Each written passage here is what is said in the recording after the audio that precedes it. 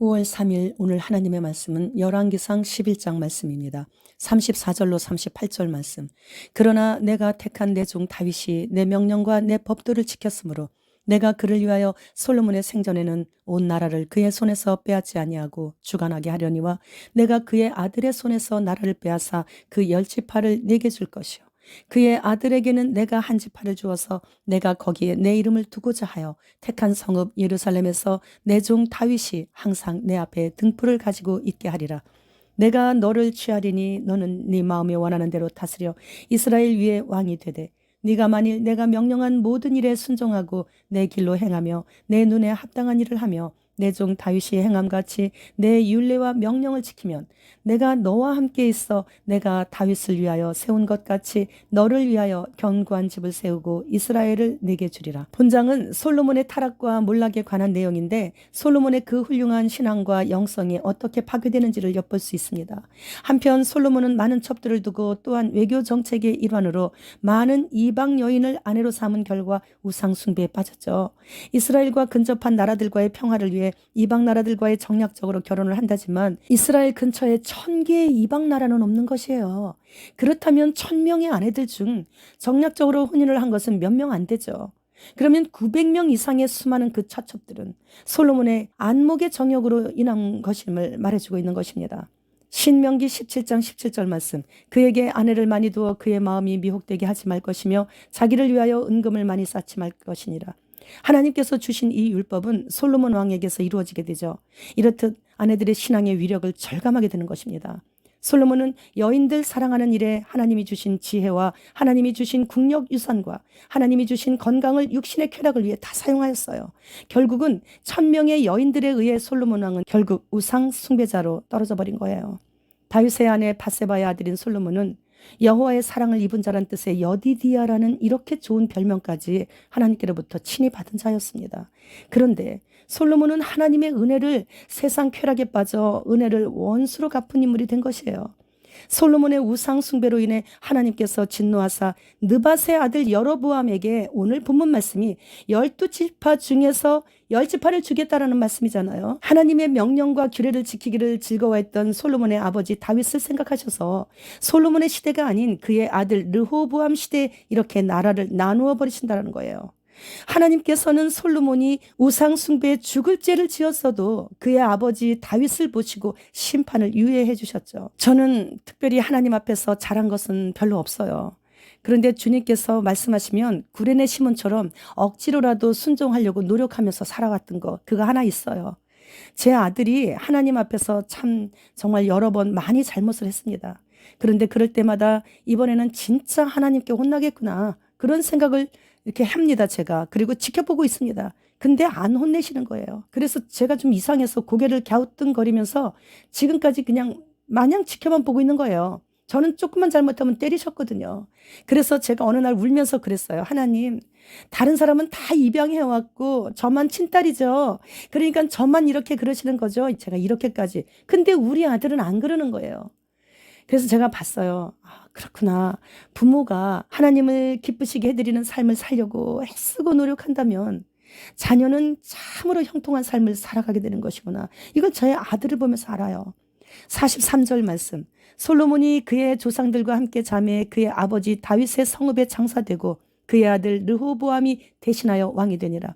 솔로몬은 하나님께서 가장 미워하시는 우상 숭배를 그토록 많이 오랫동안 해왔지만 그는 죽을 때도 고통도 없었고 죽은 후에도 그의 아버지 다윗의 성에 장사되었고 그의 아들 르호보암이 아주 정상적으로 대신해서 왕이 되는 그런 형통한 삶을 살았어요. 물론 그의 노년에는 잠언 전도서를 기록하면서 모든 것이 헛됨을 알고 회개는 했지만 주님께서는 기도하는 자, 하나님의 말씀에 순종하는 자의 자녀들을 참 오래 참아주신다는 것을 전 체험적으로 알고 있습니다. 하나님께서는 죄를 지으면 죄에서 떠나라고 말씀하시고 기다려주셔요. 그래도 돌이키지 않으면 그 다음 때인 르호보암 시대에 가서야 나라를 나눠버리시는 것을 보면서 참으로 우리 하나님 오래 참으시는 하나님이시구나라는 것을 생각해 봅니다. 하나님께서 이스라엘의 왕위에 오를 여로보암에게 하나님 말씀에 순종하라고 하나님께서 명령하신 것과 주신 율례를 지키기만 하면 이스라엘을 다윗을 위하여 세운 것 같이 여로보암을 위하여 견고한 집을 주신다고 이렇게 말씀하시는 거예요. 하나님께서 우리에게 명령하신 것은 어려운 것도 아니고 멀리 있는 것도 아니에요. 사실은 누구나 다 지킬 수 있는 말씀이신데 대체적으로 어려울 땐 잘 지키는데 부요해지면 안 지켜진다는 것이 참 이상해요. 몽골에 있을 때 교회에서 제자들과 고아들과 과부 등 거의 40여 명의 대식구들이 같이 살고 있었는데 아들이 저를 조용히 부르더니 작은 목소리로 엄마, 한국의 바비큐가 몽골에 들어왔는데 한 번만 사줘. 한 번만. 나 치킨 한 번만 먹게 해줘. 이러는 거예요. 그런데 몽골은 영하 57도까지 내려갑니다. 그래서 추위에 약한 닭이나 돼지는 못 키워요. 그래서 치킨이나 삼겹살은 무척 비싸요, 몽골에서. 그런데 걔가 사달라는 거예요. 그래서 너는 한국에 있을 때 먹어봤지? 근데 여기 우리 제자들은 치킨도 못 먹어봤고 삼겹살도 못 먹어봤는데 못 먹어본 이 아이들 몰래 너만 혼자 먹겠다는 것은 하나님께서 지금 다 보시고 계시는데 난 못 사줘. 그랬더니 어느 날 그러면 한인 식당에 좀 데리고 가서 삼겹살만 좀 한 번만 사달라는 거예요. 그래서 한인 식당에서만 파는 비싼 삼겹살을 하나님께서 다 보시고 계시는데 어찌 이 제자들 몰래 너만 사줄 수 있냐? 난 못해. 그리고 거절했죠.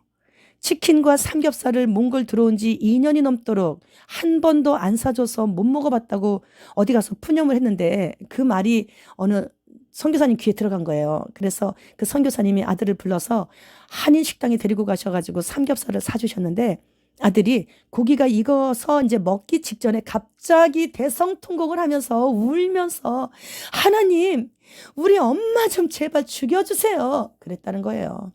근데 그런 말은 제가 자주 들어봤어요. 그래서 그 선교사님은 어떻게 이럴 수 있느냐고 막 걱정이 되셔서 말씀하시는데 괜찮아요. 그러고 넘어갔죠.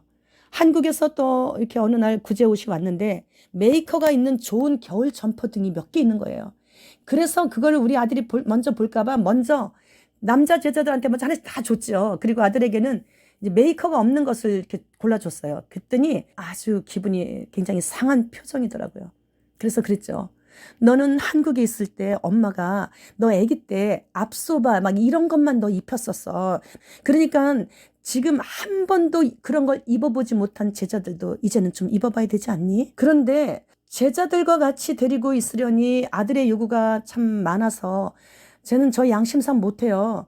제자들에게는 못해주면서 아들만 줄 수는 없죠. 그래서 할 수 없이 선교사님이 운영하시는 유치원에 숙식을 제공해주는 야간 경비를 모집한다 해서 거기를 얼른 보냈어요. 그래 하나님 앞에서 양심상 내 아들이라고 몰래 따로 못 챙겨주니까 그 내 마음 정말 아프더라고요. 그래서 그렇게 네가 벌어서 네가 사 먹어라. 그래 보낸 거죠. 그러한 제 마음을 다 보신 하나님께서 결국 저에게 가장 큰 보상으로 우리 제자들 중에서 가장 착하고 예쁘고 전도 잘하고 공부 잘하고 말 잘 듣는 엄마 말 잘 듣는 제자를 며느리로 주신 거예요. 어느 날 며느리 집에 갔는데 그녀의 남편의 눈 주위가 좀 시퍼렇게 멍이 들어있는 거예요. 그래서 너희들 싸웠니? 그랬더니 그렇다고 그러는 거예요. 이들 부부는 전에는 이렇게 흔적이 남도록 좀 싸웠어요. 근데 요즘은 서로 대화로 푼대요. 며느리는 몽골 나라의 태권도 메달리스트였어요. 그리고 며느리의 여동생은 몽골 국가 복싱 메달리스트예요. 그러니까 이 자매들에게는 누구도 덤비지를 못하는 거예요. 근데 어느 날 며느리 남편이 모르고 덤볐다가 다친 후부터 서로 이렇게 대화로 이렇게 해결한다고 하더라고요. 이들 부부가 싸울 때 며느리가 날아다니면서 먼저 치고 빠진대요. 그래서 싸움은 언제나 며느리의 승으로 마무리된다는 거죠. 제 대신 우리 며느리가 진짜 많이 수고를 하고 있어요. 그래서 저는 우리 며느리를 위해서 최선을 다해서 지금 잘 섬기고 있답니다.